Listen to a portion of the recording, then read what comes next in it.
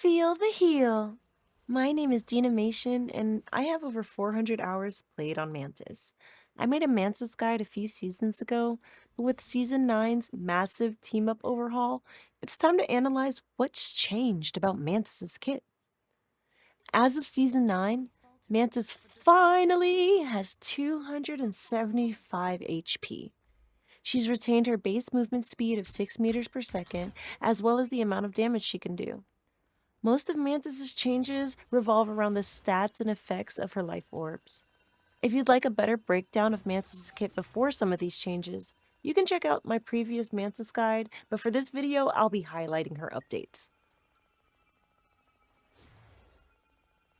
Her life energy blast is the same.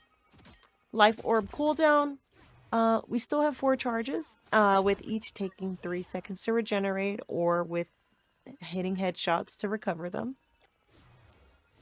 Healing flower is essentially the same, but they buffed the initial one-time healing amount from 55 HP to 60 HP, and they still have the added healing overtime effect. The healing overtime effect does get affected by the Star-Lord team up if you choose it. We'll go over that later.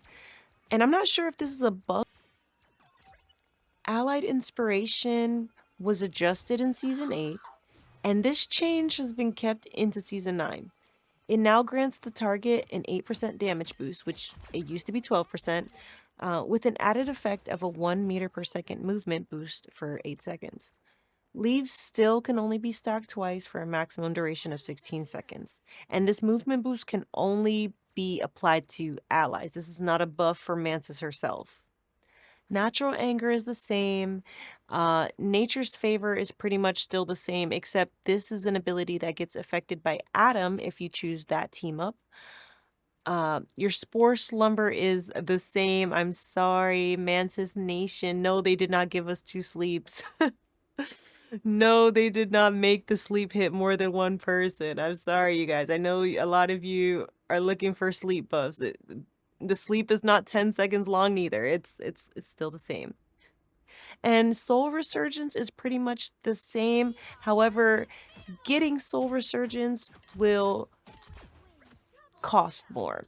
So, ultimate charge gain has been adjusted so that doing damage has a 55% conversion rate, and healing has a 75% conversion rate, gained with a base of 8 ult charge points gained per second.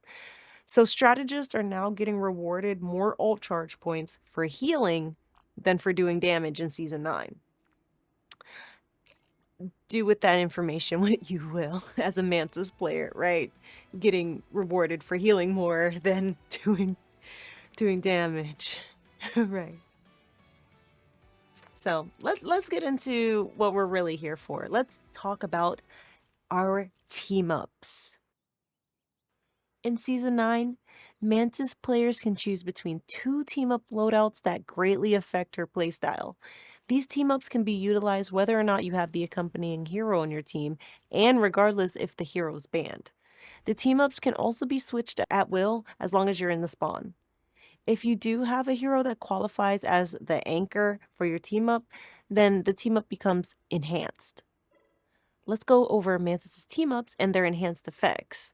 Also, as a side note, I'll be using the term anchor as a way to identify a hero's role in the team ups. There's no seasonal anchor team up bonuses anymore, so I'm just using it as a way to show that they're the connection for her team up. Vitality Pact. Those of you who have played Marvel Rivals since the beginning may remember the res comp that the Guardians of the Galaxy heroes are known for.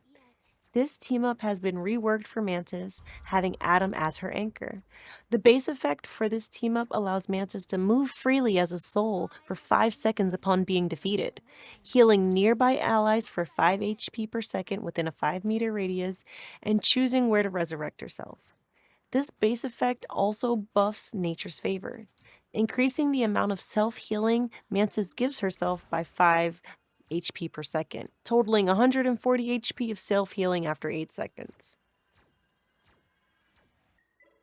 The enhanced version of this team up activates when someone on your team selects Adam Warlock. This will give her resurrectability an added effect, similar to Adam's soul bond, distributing the damage taken between anyone within a 15-meter radius. The max damage shared per character is 300, in comparison to Adam's base kit only sharing 250. This team up is a very powerful resource for Mantis and her team every 90 seconds if you think about it, and Adam has his soul bond every 40 seconds. Having two soul bonds and two characters that can resurrect themselves in a fight is a huge advantage when strategized efficiently. No longer can teammates say, Mantis can't heal. Mantis can heal! The base effect for the Star Blossom team up with Star-Lord makes it so that recasting a healing flower on an ally spreads an 8-meter healing aura to Mantis and surrounding allies with a reduced effect. This team up buffs healing flower's healing over time effect from 10 plus 2.5% of the target's max HP to 12 plus 3% of the target's max HP. The allies affected by the healing spread experience this at a rate of 7.5 plus 1.75% of the target's max HP. Your healing flowers still have the initial one-time healing amount of 60 HP, and they also have an initial healing amount of 10 HP for those in the healing spread. Now, the enhanced version of Star Blossom activates when someone on your team selects Star-Lord. This instantly triggers the enhanced spell field and spread healing upon administering only one healing flower instead of two. The healings also increased from 12 plus 3% of the target's max HP to 15 plus 3.5% of the target's max HP. The one-time healing amount for those in the healing spread also increases from 10 HP to 15 HP. A day immediately after Season 9 dropped, Mantis' Star Blossom team-up was nerfed, and I believe it's because they increased the healing conversion rate across the board for all strategists. Mantis was doing a lot of healing, which means she could have also been getting her ult way faster than some of the other heroes. While other people might feel it's unjustified, I can understand why they fear our power. Our flower power. I was out healing every other strategist in the lobby and leaving most games with both gifted healer and trusty sidekick badges, even without having Star-Lord to enhance my team up. I've gone over different strategies for swapping between the team ups within a match to maximize their efficiency. I believe in using Vitality Pact similar to how Doctor Strange players utilize their portal, an aggressive start, an extra life for overtime, etc.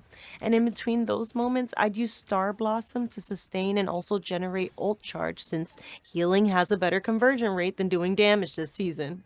Also, before you ask, yes, I do believe these changes in team-ups make Mantis very, very viable in two strategist comps, but we were already playing her that way, weren't we? Right? Okay.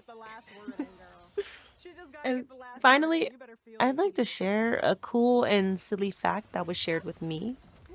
Mantis's idle stance changes depending on whichever team-up's chosen. When Vitality Pact is active, her arms settle at her side, making her easier to hide. With Star Blossom, her arms are constantly raised, seemingly ready to heal. Let me know your thoughts. And as I learn more throughout this season, I will, of course, gather data and try my best to inform you all of what I've learned. Thank you guys for watching my second Mantis guide, and I'm so excited for this new era of Marvel Rivals. For more live Mantis gameplay, come visit my Twitch channel, twitch.tv/Dinamation.